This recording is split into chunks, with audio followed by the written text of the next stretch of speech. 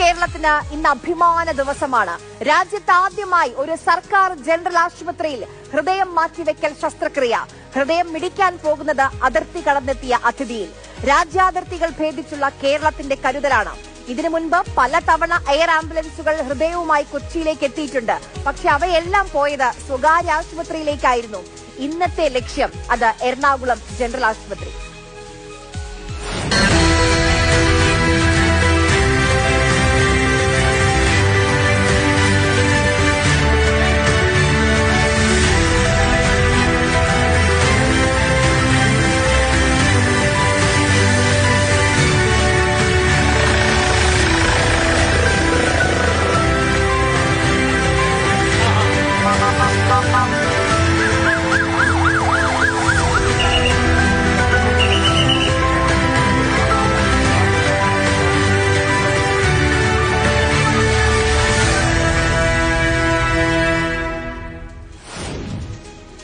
കൊല്ലം ഇടവട്ടം ചിറക്കര സ്വദേശി ഷിബു വാഹനാപകടത്തിൽ മസ്തിഷ്ക മരണം സംഭവിച്ചു. പ്രിയപ്പെട്ടവനെ നഷ്ടപ്പെട്ട വേദനയ്ക്കിടയിലും ഷിബുവിന്റെ കുടുംബം അവയവദാനത്തിന് സന്നദ്ധരായി. ചരിത്രം തുടങ്ങിയത് അവിടെ നിന്നാണ്.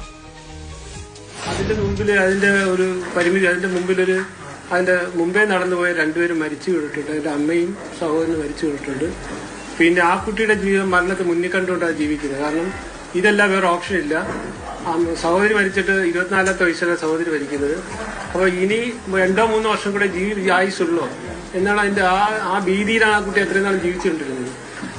നമ്മളെ മാത്രം ആശ്രയിക്കുന്ന ഒരു രോഗിക്ക് എന്തുമാത്രം പ്രാധാന്യം കൊടുക്കണമെന്നുള്ള ഒരു ഓർമ്മപ്പെടുത്തലൂടെയാണ് നമുക്ക് ഈ സംഭവം നടന്നത്.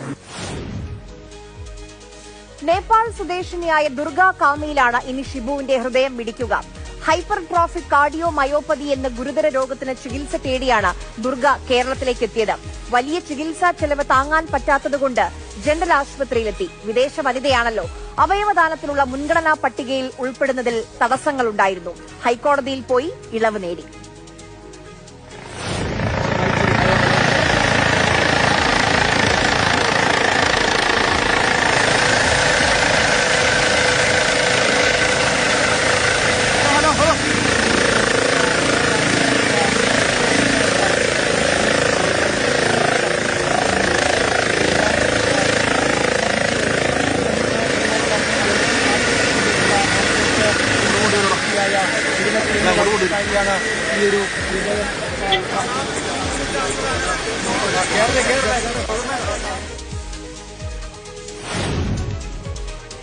ഷിബുവിന്റെ ഹൃദയം ഇനി അതിർത്തി കടന്നെത്തിയ ദുർഗയിൽ മിടിക്കും. ഹൃദയപൂർവ്വം കേരളത്തിന്റെ കരുതൽ. മറ്റൊരു കാര്യം കൂടി നമ്മൾ ഇവിടെ ഓർക്കണം. കുറച്ചു മനുഷ്യർ അന്യസംസ്ഥാനക്കാരനെ അന്യരാജ്യക്കാരനെന്ന് പറഞ്ഞ് തല്ലിക്കൊന്നു. കുറച്ചു മനുഷ്യർ അന്യരാജ്യക്കാരിക്കായി ഹൃദയം പകുത്തു നൽകി. നമുക്ക് ഹൃദയം മുറിച്ചു നൽകുന്ന കേരളം മതി.